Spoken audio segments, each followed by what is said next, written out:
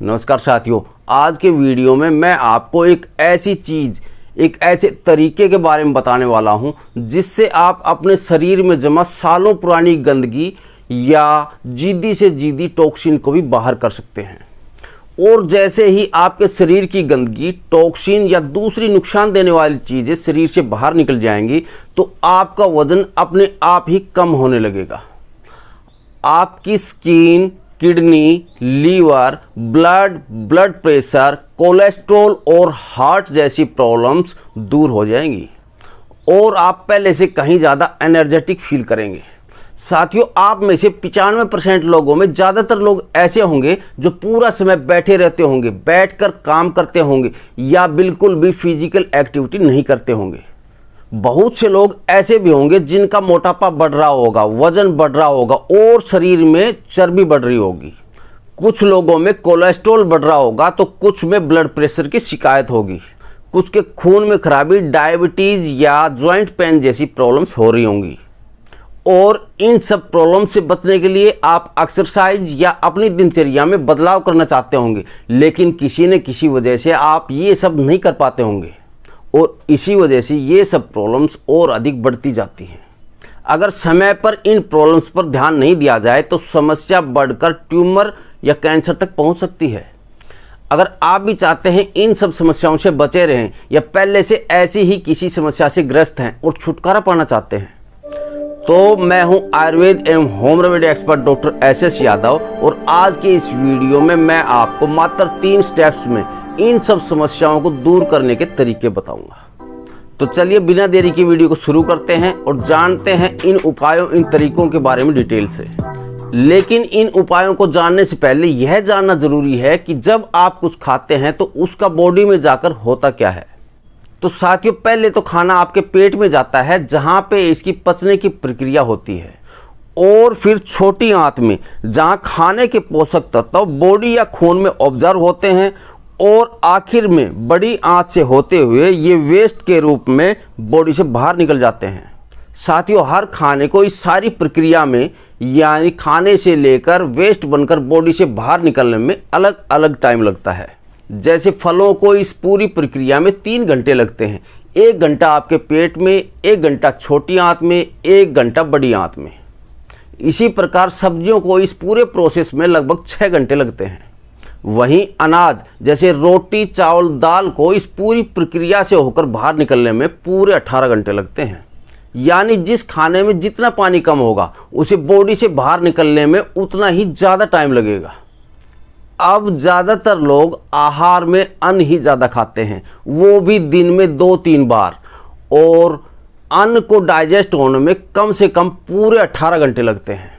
यानी पहले वाला पचा नहीं, आपने दोबारा खा लिया और फिर नेचुरली पहले वाला खाना वेस्ट के रूप में बाहर नहीं निकल पाता, वो पेट के अंदर ही सड़ने लगता है।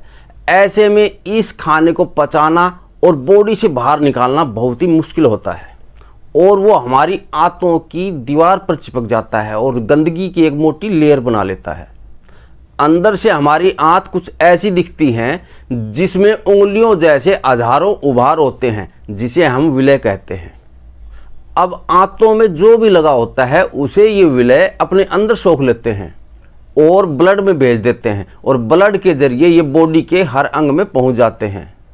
अब अगर आंतों की दीवारों पर गंदगी जमा होगी तो स्वाभाविक है ये विलय गंदगी को ही सोखेंगे। फिर ये गंदगी बॉडी के अलग अलग अंगों में पहुंचकर उनके कार्यों को बाधित करती है तो हम बीमार पड़ जाते हैं। अगर यह गंदगी हमारी स्किन में जम जाती है तो एक्ने, एक्जिमा या सोराइसिस की प्रॉब्लम होती है। यह किडनी या गाल ब्लैडर में जम जाती है तो स्टोन या पथरी, पेट में जम जाती है तो मोटापा। अगर यह गंदगी ब्लड में मिल जाए तो ब्लड भारी हो जाता है और हार्ट को ब्लड को पंप करने में ज़्यादा प्रेशर लगाना पड़ता है, जिससे ब्लड प्रेशर या शुगर हो जाता है। अगर यह ओवरी में गांठ या सिस्ट बनकर जम जाती है तो PCOD या महावारी अनियमित हो जाती है। अगर आंतों में जम जाए तो कब्ज रहने लगती है और कब्ज सब बीमारियों की जड़ है। अगर ये हमारे एयरवेज में जम जाती है तो अस्थमा और आर्टरीज में जम जाने से कोलेस्ट्रॉल की प्रॉब्लम होने लगती है। मतलब आपके शरीर में जितनी भी बीमारियां पैदा होती हैं उनमें से 90% बीमारियों का कारण आपके शरीर में जमा गंदगी होती है और भविष्य में गंभीर समस्या का कारण भी बन सकती है, जैसे कि ट्यूमर या कैंसर सेल्स। तो अगर आप किसी तरह शरीर से इस गंदगी को बाहर निकाल दें तो ये सारी बीमारियां अपने आप ठीक हो जाएंगी।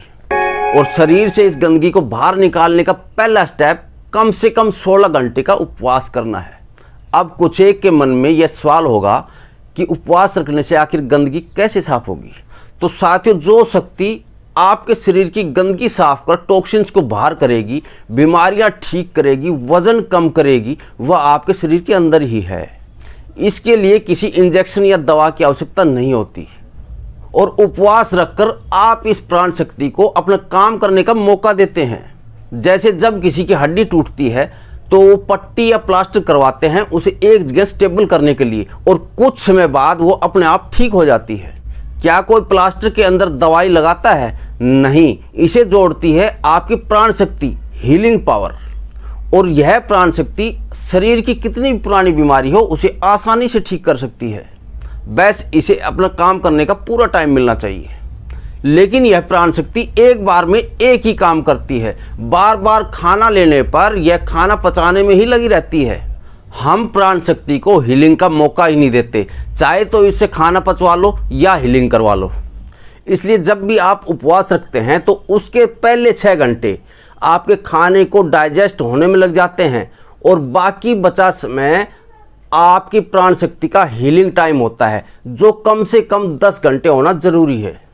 इसलिए रोजाना 16 घंटे का फास्ट जरूर रखें ताकि 6 घंटे डाइजेशन व कम से कम 10 घंटे हीलिंग के लिए मिल सके।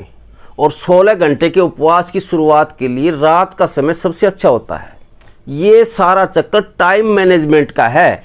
इसके अनुसार अगर आप रात को 8 बजे खाना खाते हैं तो अगली दोपहर 12 बजे तक आप कुछ भी ना खाएं। हाँ, 12 बजे आप ठोस खाना अच्छे से खा सकते हैं। और अगर आप दोपहर 12 बजे तक बगैर खाना खाए नहीं रह सकते तो शाम को 6 बजे खाना खाकर अगले सुबह 10 बजे तक बगैर खाना खाए रहें। उसके बाद आप ब्रेकफास्ट, लंच, डिनर तीनों टाइम भोजन कर सकते हैं। इन 16 घंटों में आपका भोजन 6 घंटे डाइजेशन के लिए लेगा और अगले 10 घंटे हीलिंग हावर्स होंगे। इस दौरान आपकी प्राण शक्ति टिश्यूज़ को रिपेयर करती है, स्किन के पुराने दाग धब्बों को दूर करती है, डेड सेल्स को बदलती है, पथरी को निकालती है, फैट को घटाती है, सिस्ट को तोड़कर हार्मोन्स को रेगुलाइज करती है, आंतों में जमा गंदगी को हटाती है, म्यूकस को साफ करती है, आर्टरीज में से कोलेस्ट्रॉल को निकालती है। उपवास के दौरान आपकी प्राण शक्ति हर अंग के अंदर जमे टॉक्सिन्स या गंदगी को मल, पेशाब, पसीने और सांसों के थ्रू बाहर फेंक देती है। साथियों, फास्टिंग के इससे कहीं ज़्यादा फायदे होते हैं जिसके बारे में हम सोच भी नहीं सकते। शायद इसीलिए वर्षों से हर धर्म में फास्टिंग का प्रावधान है, चाहे वो व्रत के रूप में हो, चाहे वो रोजे के रूप में हो। इसलिए शाम का खाना हमेशा हल्का करें ताकि पचाने में आसानी हो और हीलिंग के लिए पर्याप्त टाइम मिल सके। सेकंड स्टेप के अनुसार इस दौरान चाय, चीनी, डेयरी व बेकरी प्रोडक्ट्स से परहेज करें क्योंकि इन्हें डाइजेस्ट होने में सबसे ज़्यादा समय लगता है। यह समय 1 महीने से 6 महीने तक हो सकता है। और थर्ड स्टेप के अनुसार हल्का व्यायाम और तेज गति से पैदल चलना चाहिए ताकि पसीने के द्वारा टॉक्सिन्स बाहर आ सके। तो साथियों, आज की वीडियो आपको कैसी लगी कमेंट कर ज़रूर बताएं। अच्छी लगी तो लाइक करें, चैनल पर नए हैं तो सब्सक्राइब करें ताकि ऐसे ही हेल्थ वीडियो आपको मिलते रहें। वीडियो से जुड़ने के लिए आप सबका धन्यवाद।